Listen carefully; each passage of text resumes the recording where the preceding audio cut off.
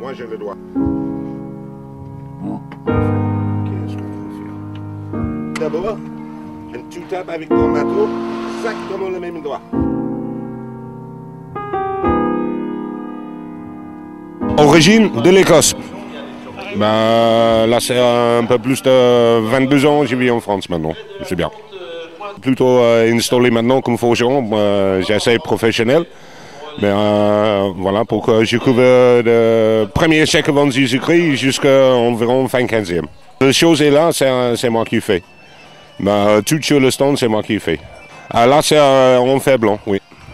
Et les autres derrière, le jambier plus grand, c'est le triste, c'est l'inox. On utilise encore les mêmes méthodes, la même façon, les mêmes outillages. Au niveau de forge, c'est une des choses qui ne change pas. On a les outils modernes qui aident les choses, le marteau pilon, les choses comme ça. Mais une fois le marteau c'est dans la main, l'action c'est exactement pareil que depuis 4e siècle avant Jésus-Christ quand même.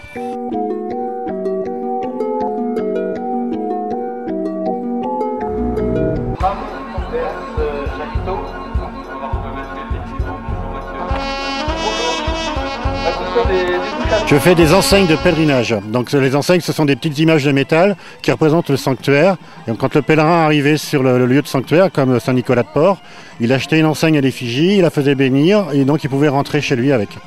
C'est un souvenir, en même temps une preuve qu'il a bien fait son pèlerinage. Ce sont exactement les mêmes méthodes. Donc, tu as un creuset en terre cuite, des moules en pierre qui sont gravés à la main. Et après, donc, il n'y a plus qu'à faire chauffer sur un petit feu et puis on va verser le métal liquide dans les moules.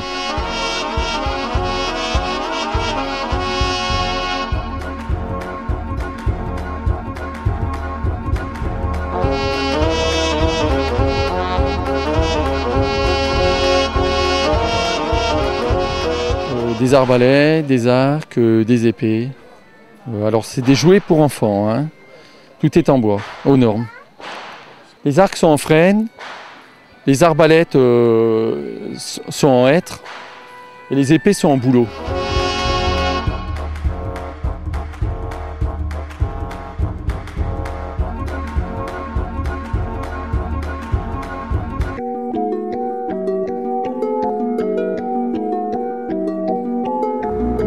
Je vends du minéraux à but thérapeutique, parce que des pierres, ce n'est pas uniquement joli, ça peut nous aider. Vous savez, par exemple, tout ce qui est en hématite, comme ceci, l'hématite, c'est bon pour tout ce qui est crampes dans les jambes, fatigue, insomnie, anxiété, arthrose. Ça aide à lutter contre la maladie de Raynaud. C'est bon pour l'absorption du fer et la construction de globules rouges. L'inakite, c'est une pierre de courage, ça aide pendant les longues maladies.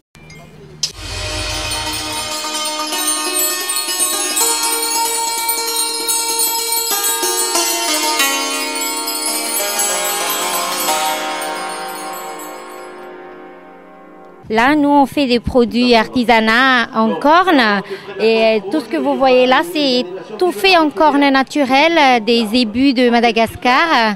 Et là, c'est pour une petite présentation. C'était comme ça, les cornes au début. Et là, c'est les pointes des cornes.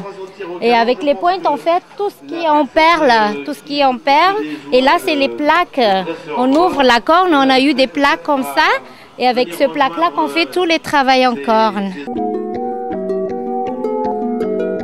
Alors je viens d'Aubernay, à côté de Strasbourg. Je propose de la coutellerie artisanale de table. Ce sont des objets qui sont faits avec des aciers récupérés, des lames de ressort de camion qui sont reforgées. Les chutes de meubles sont également réutilisées, chutes de meubles de poutre. C'est ce qui va servir pour faire les manches des couteaux, les manches des outils. Et ce sont vraiment les objets de vie d'une tribu dans le nord des Philippines, les Ifugao. Donc on travaille en économie solidaire avec eux. Avec une dizaine de familles environ qui travaillent l'acier, le bois et le rotin. Tous les produits sont faits en pierre reconstituée, donc avec du sable de rivière tamisé très fin. Donc c'est un lion un peu comme du ciment et dessus on fait des patines à bois ou alors des patines argentées, patines dorées. Donc, nos produits résistent au gel, on est agréé au niveau du BTP.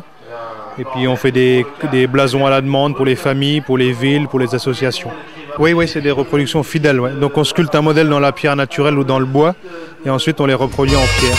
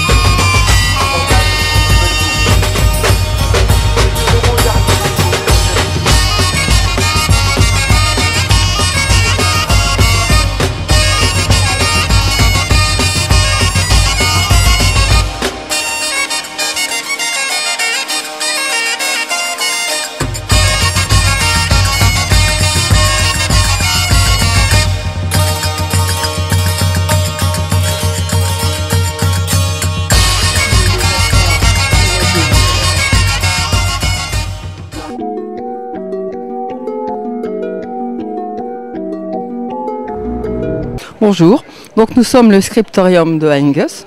Angus qui est le nom d'Ayange en médiéval. Donc nous présentons un atelier de calligraphie où nous écrivons la gothique textura et où nous faisons écrire les gens sur la table pour qu'ils sachent écrire cette écriture. Donc nous avons un atelier de reliure médiévale et nous refaisons les livres à l'ancienne avec des couvrures en bois. Nous avons aussi des livres 14e siècle en forme de cœur pour la poésie et la musique. Et nous avons des patenôtres. Nous avons un atelier de cuir repoussé façon viking. Et nous avons un atelier d'enluminure. Et pour finir, nous avons un atelier de la tapisserie de Bayeux. Je fais partie du scriptorium d'Angus et je suis la brodeuse du groupe. Je fais de la tapisserie de Bayeux. Donc j'explique l'histoire et la technique de la tapisserie de Bayeux. Donc je raconte l'histoire de Guillaume le Conquérant, comment en 1066 l'évêque de Bayeux a décidé de faire l'histoire en images car les gens ne savaient pas lire. Alors pour une fois, on a décidé de faire en images. Alors c'est-à-dire qu'on dit tapisserie, mais on devrait dire une broderie. C'est une broderie qui raconte en images, tout est brodé, scène par scène. On peut suivre l'histoire du moment où le roi d'Angleterre désigne Guillaume le Conquérant comme son successeur et jusqu'à la bataille de Hastings en 1066.